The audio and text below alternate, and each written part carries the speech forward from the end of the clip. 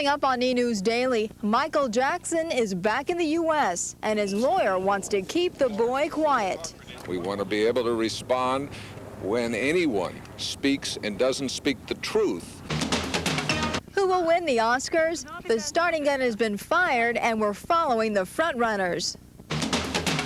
And they're more than just dogs. They're red carpet movie stars.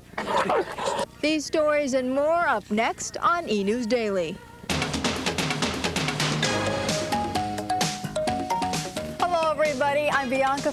This is E! News Daily, our 30-minute look at the latest in entertainment news. After hiding out for exactly 4 weeks, Michael Jackson slipped back into the United States over the weekend. Greg Agnew is in our newsroom with the latest. Greg? Bianca Jackson's return was confirmed Monday by both the lawyers representing him and the teenager who claims he was molested. Jackson snuck back into the U.S. late Friday after clearing customs in Puerto Rico. Before this plane landed at Santa Barbara Airport, the pilot asked air traffic controllers if any news photographers were on the runway. There weren't. Soon after, customers at this airport restaurant were talking about the celebrity they'd just seen walk off the plane. Actually, they told one of the girls who were serving the happy hour food that they had seen Michael Jackson. We're to come back and address these charges, which are totally untrue, and came back to take charge of that himself. He's generally aware of what's going on.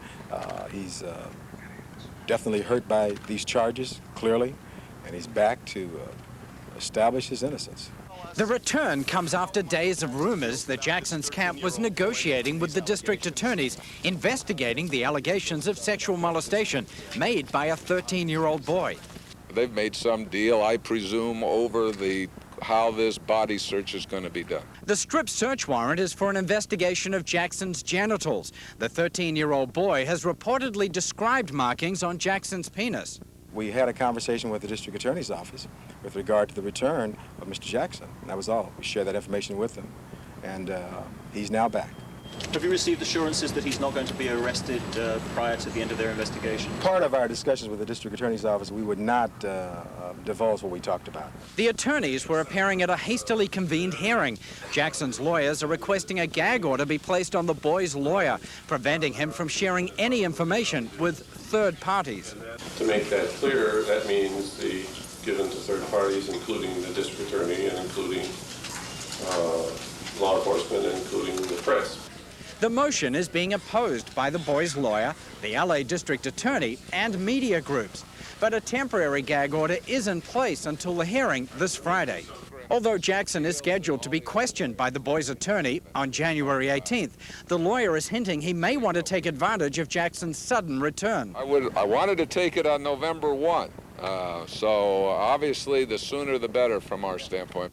And a new Entertainment Weekly poll on the Jackson scandal is showing more people believe the boy's claim of sexual molestation. In response to the question, do you personally believe these allegations, 12% said yes in August. That has more than doubled to 25% this month. When asked if the allegations turn out to be true, do you think Jackson's career will be finished, 50% say yes, 43% answered no, and only 6% said don't know. That telephone poll has a sampling error of plus or minus 5%.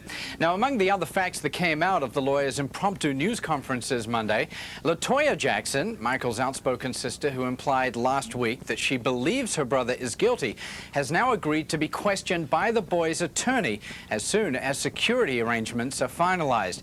And Michael will make a public appearance or statement sometime after the judge's ruling this Friday. What does the temporary gag order cover? Well, it really doesn't affect much, just the information that may be obtained from interviews conducted by the boy's attorney. So pretty much it's business as usual. Bianca? Thanks, Greg. Actor Red Buttons is suing talk show host Conan O'Brien and NBC for $20 million. He's angry over a skit that appeared on Late Night with Conan O'Brien in October. According to the suit, the skit implied Buttons approved of Ted Danson's blackface routine at a Friars roast for Whoopi Goldberg earlier this year. In a letter to Late Night's executive producer, Buttons called Danson's routine obnoxious and gross. An NBC spokesman said, "You have to consider the source. It's a comedic show." Chevy Chase is one of the celebrities protesting the capture of 3 dolphins by Chicago's Shed Aquarium. He attended a rally for the Dolphins Saturday in San Diego, where the animals are being held. Also at the protest, Golden Girls star Rue McClanahan and Jason James Richter from the film Free Willy. When I was in Mexico making the film Free Willy, in 7 weeks, 5 dolphins at that aquarium died. And we don't want hope, faith, and freedom to die. We want them to go free, and if they could see the sun again, that would be great. The 3 dolphins were captured off the coast of Southern California last month. The Shedd Aquarium refers to them as numbers 13, 15, and 17. The whale rescue team calls them hope, faith, and freedom. The people who watch films for a living, critics, are picking their favorite films and performances of the year. Amy Powell reports the selections by Los Angeles film critics may offer a preview of Oscar contenders. He's an oaf. He can't read. He's ignorant. The Piano was the film most honored by critics in Los Angeles. Holly Hunter's portrayal of a mute woman in 19th century New Zealand earned her the nod as Best Actress. Anna Paquin, who plays her daughter, was chosen Best Supporting Actress. The film was honored for its cinematography, and director Jane Campion was singled out for Best Direction and Screenplay.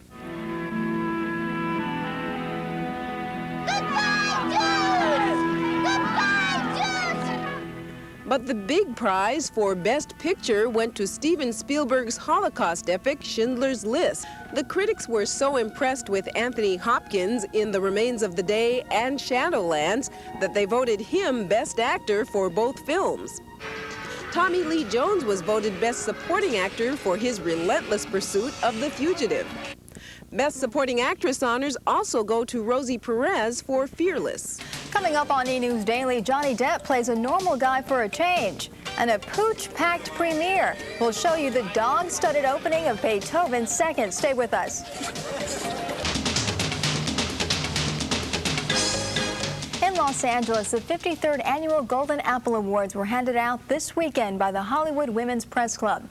The event was full of celebrities and good old-fashioned holiday cheer.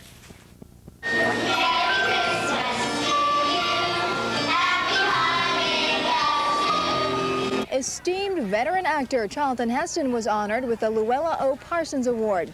It goes to the individual who presents the best image of the entertainment industry to the world. I'm delighted to be honored by the Hollywood Women's Press, who have treated me kindly over a great many years.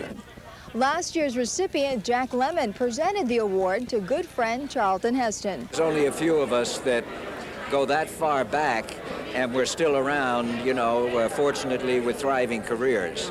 And you don't do that by luck. Chuck is very, very good.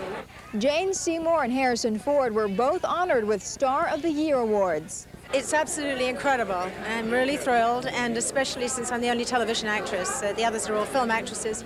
I'm in incredible company. I feel like we all, you know, it's a good group to be in.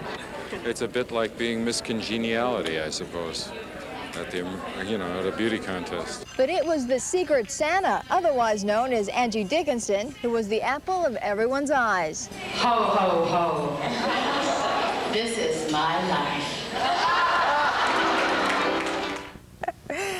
Other honors went to Chris O'Donnell and Angela Bassett for Discovery of the Year.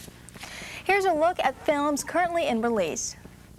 Put the gun down, old-timer. You couldn't hit me anyway. Probably shoot the boy. A Perfect World, co-starring Kevin Costner and Clint Eastwood, was the #5 film at the box office this weekend. Geronimo, an American Legend, battled its way to #4. Whoopi Goldberg sang for the #3 slot. Robin Williams' alter ego, Mrs. Doubtfire, kept house at #2.